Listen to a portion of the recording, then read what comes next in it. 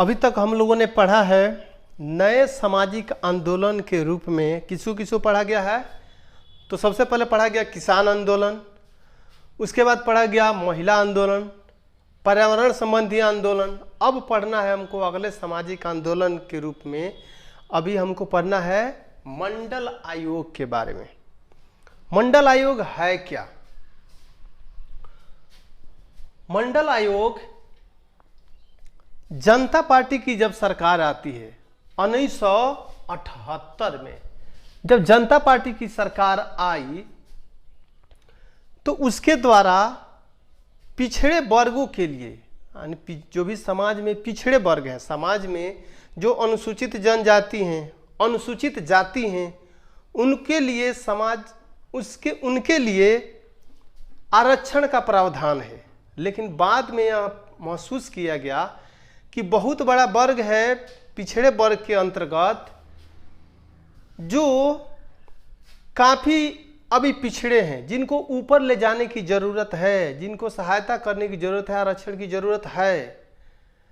तो पिछड़े वर्गों की पहचान के लिए एक आयोग बना। चूँकि इसके अध्यक्ष मंडल थे, बिंदेश्वरी प्रसाद मंडल थे, इसीलिए इसको कहा गया मंडल आयोग। यानी मंडल आयोग है क्या? तो कहेंगे यह पिछड़ा वर्ग आयोग है। काम क्या था? पिछड़े वर्ग के जो लोग हैं उनकी पहचान करना। और चूंकि इसके अध्यक्ष थे बिंदेश्वरी प्रसाद मंडल, इसीलिए इसको मंडल आयोग कहा गया। लेकिन समाज में पिछड़े वर्गों की पहचान करने के लिए यह कोई पहला आयोग नहीं था।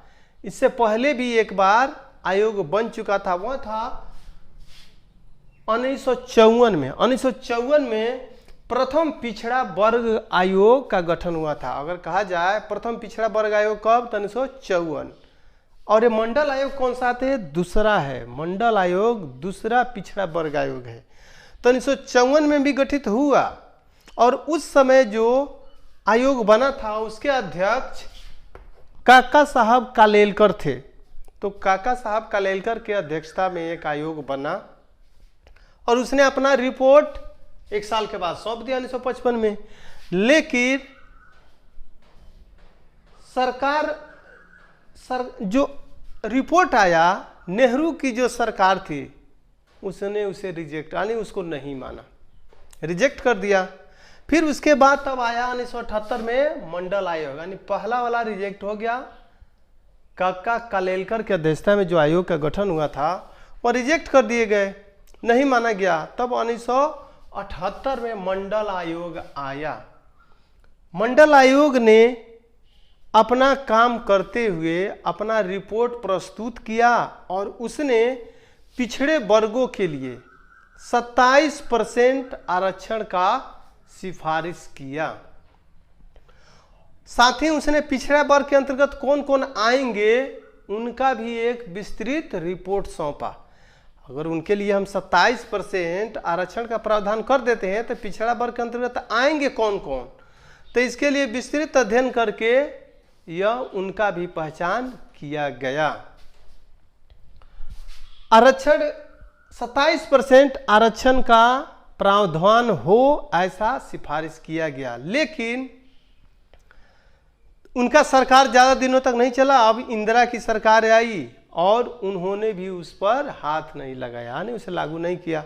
राजीव गांधी की सरकार आया, उसने भी उसे लागू नहीं किया।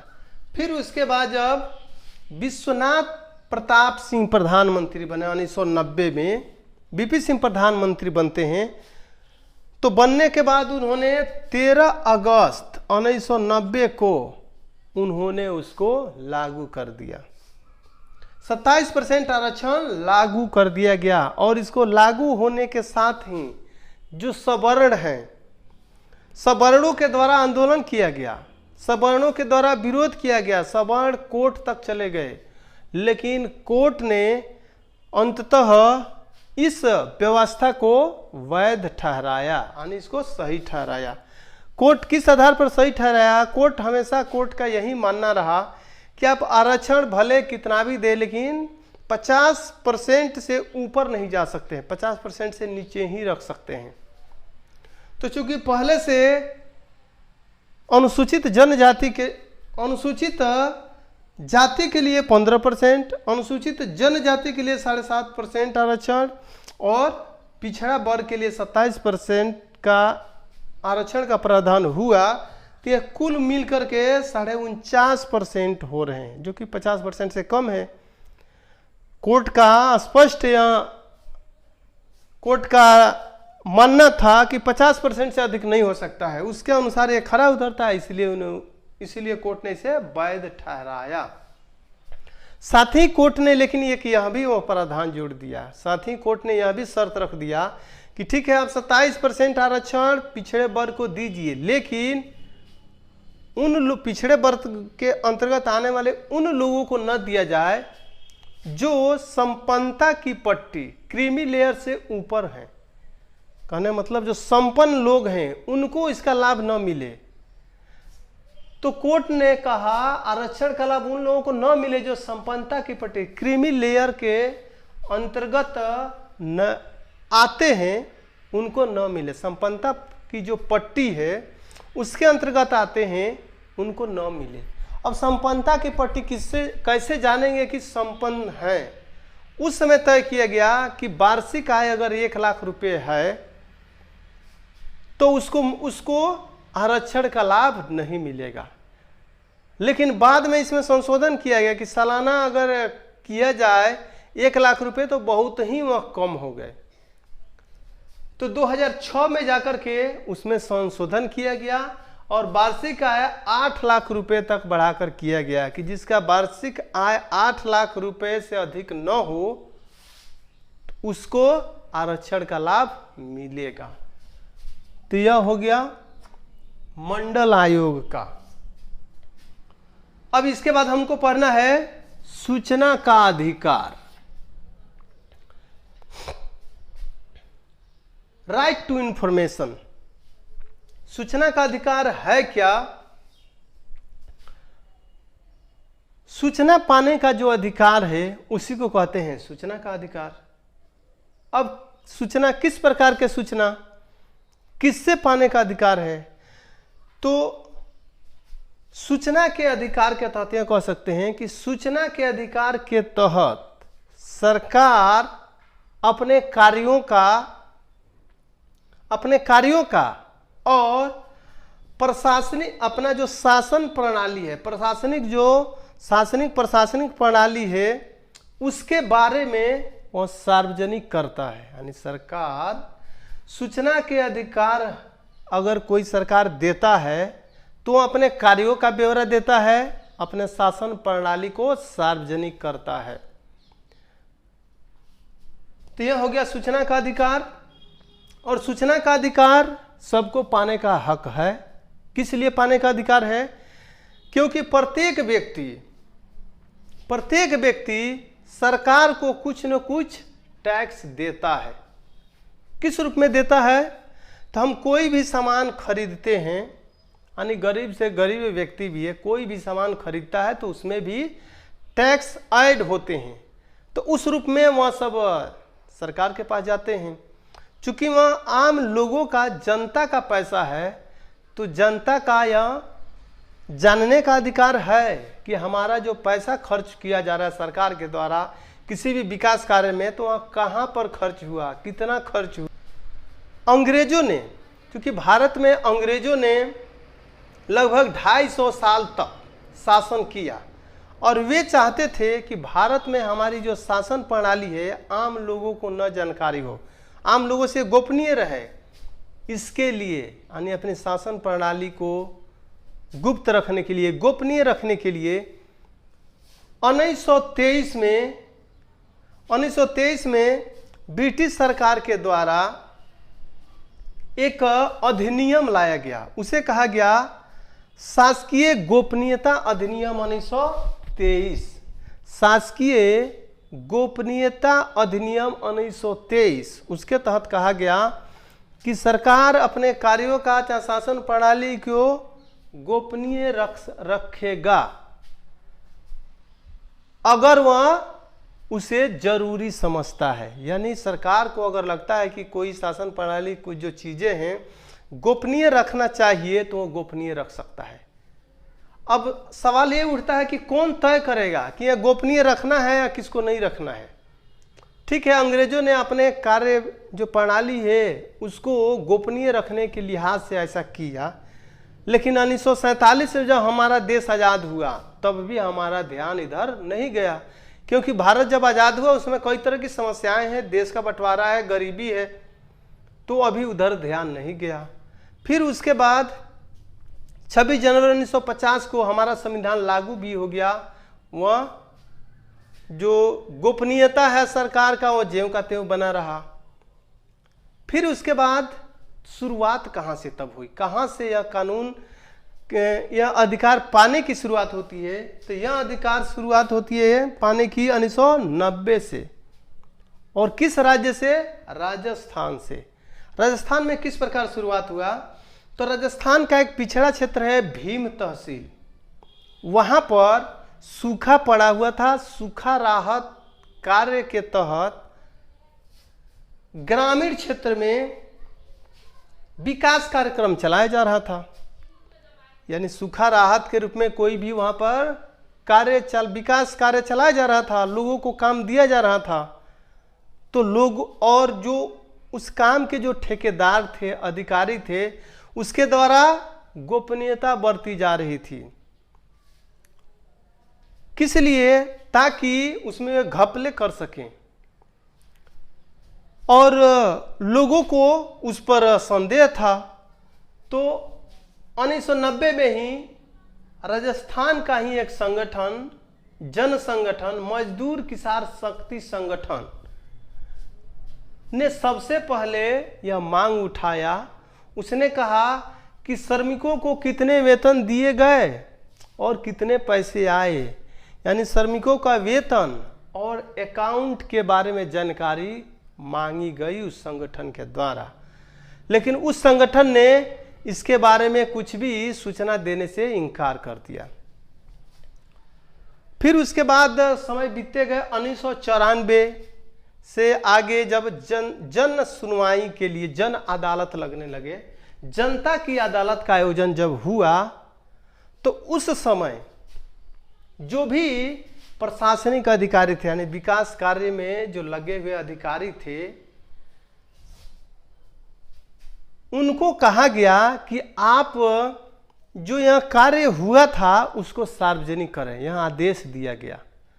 तो उस लिहाज से कहा गया वो कार्यक्रम काफ़ी सफल रहा। यानी उसके इस मजदूर किसान शक्ति संगठन के द्वारा जो मांग था कि जो गोपनीयता जो भी चीज़ें हैं उसको सार्वजनिक किया जाए। आज भी जो सड़क बनते हैं, सड़क पर एक जो पत्थर बने होते हैं, सड़क बनता है, उसमें लिखा जाता है किसके द्वारा बनाया गया, कितना योजना में पैसा आया, बनवाया गया, इतना इसके लिए पैसे निर्धारित किए गए थे। तो आज का यह दौर है। लेकिन उस समय यह सब नहीं था। तो जन अदालत में जब आया तो उनको कहा गया, अधिकारियों से कहा गया, और यह काफ़ी सफल हुआ। उस कार्यक्रम की सफलता को देखते हुए सरकार ने, राजस्थान सरकार ने पंचायती राज अधिनियम में संशोधन कर दिया। और संशोधन करके कहा गया कि ग्राम पंचायतों के विकास कार्यों से संबंधित, ग्राम पंचायत के विकास से संबंधित जो भी कार्यक्रम होगा उसका दस्तावेज, यानी पूरा उसका लेखा जोखा, दस्तावेज का प्रतिलिपि आपको वहाँ के जो ग्रामीण जनता है उनको देना होगा। यानी उनको पाने का अधिकार है। ग्रामीण जनता को उसके इलाके में जो भी विकास कार्य हुए तो उसका विकास का संबंधित जो दस्तावेज है उसका प्रतिलिपि पाने का अधिकार है, यह दे दिया गया, जो कि काफ़ी बड़ा है। यानी कह सकते हैं भारत में सबसे पहले जो सूचना का अधिकार पाने का जो लड़ाई था यहीं से शुरू होता है, अधिकार यहीं से मिलता है, राजस्थान से। अब इस सफलता को देखते हुए मजदूर किसान शक्ति संगठन जो राजस्थान का है, उसने सोचा कि राजस्थान में यह जब मिल रहा है तो क्यों नहीं इसको पूरे देश लेवल पर इसको मांग किया जाए। इसी को ध्यान में रखते हुए 1996 में मजदूर किसान शक्ति संगठन के द्वारा राष्ट्रीय स्तर पर इस अधिकार की मांग की तथा दिल्ली में एक राष्ट्रीय परिषद की स्थापना की। उस परिषद का नाम रखा गया national council for people's right to information. National council for people's right to information उस परिषद का नाम रखा गया। मजदूर किसान शक्ति संगठन के द्वारा अपना मांग जारी रहा और पूरे भारत लेवल पर, देश लेवल पर यह मांग जारी रहा। वर्ष 2004 में संसद में उनकी मांगों को देखते हुए संसद में सूचना का अधिकार विधेयक प्रस्तुत हुआ और जून 2005 में राष्ट्रपति की स्वीकृति के बाद इसने कानूनी रूप ले लिया। यानी 2005 में सूचना का अधिकार एक कानूनी रूप ले लिया। इसके तहत, इस अधिकार के तहत क्या कहा गया, यानी सूचना के अधिकार 2005 राइट टू इंफॉर्मेशन के तहत कहा गया कि किसी भी सरकारी कार्यालय को या सरकारी व्यक्ति को जनता के द्वारा मांगी गई सूचना का उत्तर या जवाब 1 महीने के अंदर दे देना है। यानी कोई भी सरकारी कार्यालय है चाहे सरकारी अधिकारी है, अगर जनता कोई इंफॉर्मेशन मांगती है तो 1 महीने के अंदर उसको दे देना है।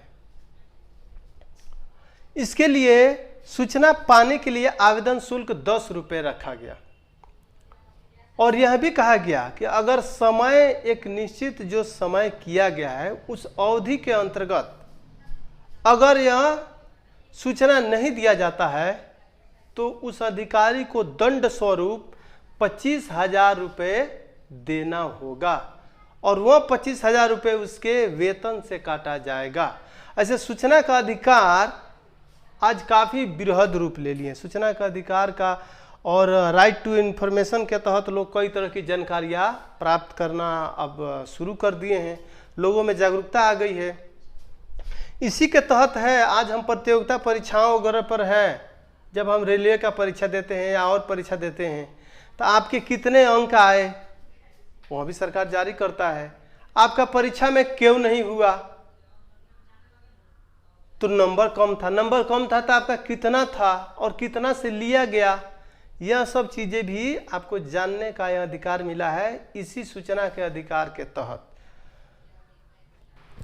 वर्तमान में दुनिया के 100 से अधिक देश हैं जो सूचना की स्वतंत्रता को किसी न किसी रूप में लागू कर रखा है। लेकिन अगर सवाल पूछा जाए कि दुनिया में कौन सा वह देश है जिसने सबसे पहले सूचना का अधिकार, सूचना की जो स्वतंत्रता है यह लागू किया, शुरू किया, तो वह देश है स्वीडन। 1766 में ही दुनिया का पहला देश है स्वीडन 1766 ईस्वी में, जिसने सूचना की जो स्वतंत्रता है, सूचना पाने का जो अधिकार है उसको लागू किया। और अभी 2005 से भारत में भी सूचना का अधिकार का यह कानून बन चुका है। अब अगला सामाजिक आंदोलन है, अन्ना हजारे के द्वारा एक आंदोलन चलाया गया, भ्रष्टाचार विरोधी आंदोलन। अन्ना हजारे हैं कौन? तो अन्ना हजारे एक प्रसिद्ध गांधीवादी सामाजिक कार्यकर्ता हैं और 2011-12 में उन्होंने एक आंदोलन किया जिसे भ्रष्टाचार विरोधी आंदोलन कहा जाता है। तो अन्ना हजारे के नेतृत्व में जो भ्रष्टाचार विरोधी आंदोलन चलाया गया वो धीरे धीरे पूरे देश में फैल करके देशव्यापी रूप ले लिया और इस आंदोलन के समर्थन में पूरे देश में जगह जगह गोष्ठियां होने लगा, रैली होने लगे। इस आंदोलन में आंदोलनकारियों को संगठित करने के लिए, जन समर्थन जुटाने के लिए देखा गया इसमें कि आधुनिक मीडिया का काफ़ी अधिक प्रयोग हुआ। ट्विटर का प्रयोग हुआ, फेसबुक का प्रयोग हुआ। तो इनके द्वारा संगठन को मजबूत बनाया गया या सूचना फैलाया गया, बताया गया इस आंदोलन को इंडिया अगेंस्ट करप्शन के नाम से भी जाना जाता है। यह आंदोलन अन्ना हजारे के नेतृत्व में तो चला, लेकिन उनके अन्य भी कुछ प्रमुख सहयोगी रहे थे। उनमें प्रमुख नाम है कौन कौन? तो अरविंद केजरीवाल, किरण बेदी, कुमार विश्वास, संतोष हेगड़े, प्रशांत भूषण, ये सब मिल करके उस आंदोलन को नेतृत्व किया।